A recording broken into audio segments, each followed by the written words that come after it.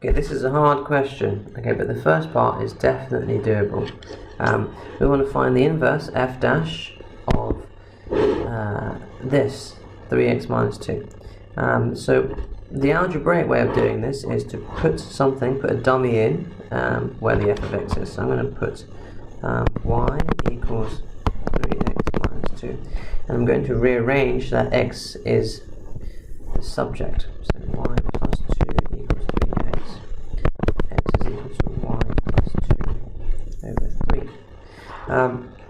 So the y, which was my dummy, I've now got x written in terms of the dummy variable, and I've flipped that back around and turned that into the x, and that's how I get my inverse.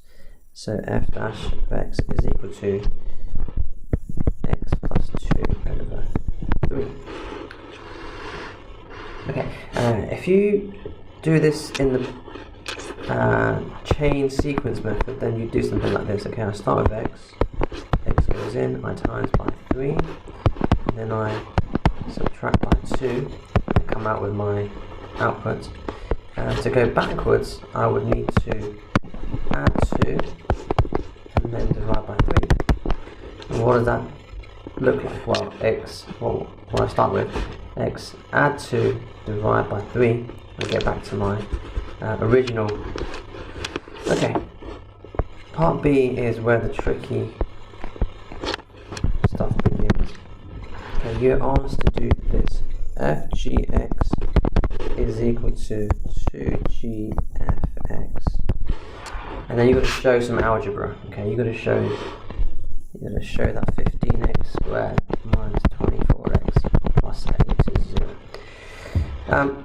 It's worth 5 marks. Where do the marks go? Well, obviously you're going to get something for finding what this is, fgx. You're probably also going to get marks for finding out what this one is, gfx.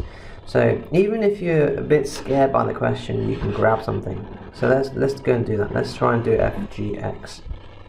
Okay, I need to see what that says. So f of g of x, that means I want to do the inside first. Okay, so I want to do g of x, and I'm going to put that result into f. So putting that x squared plus 2 into 3x minus 2. So that would be 3 lots of.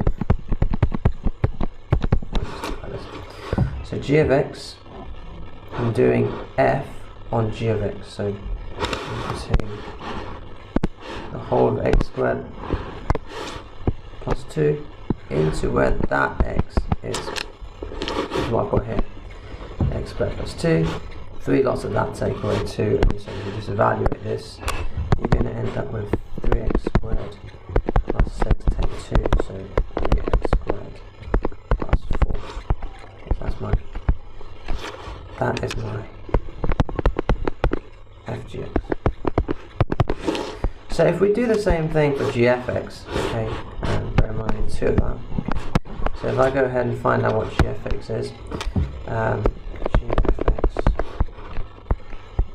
is going to be, so just look back up here, and you now need to put in this guy, 3x minus 2, into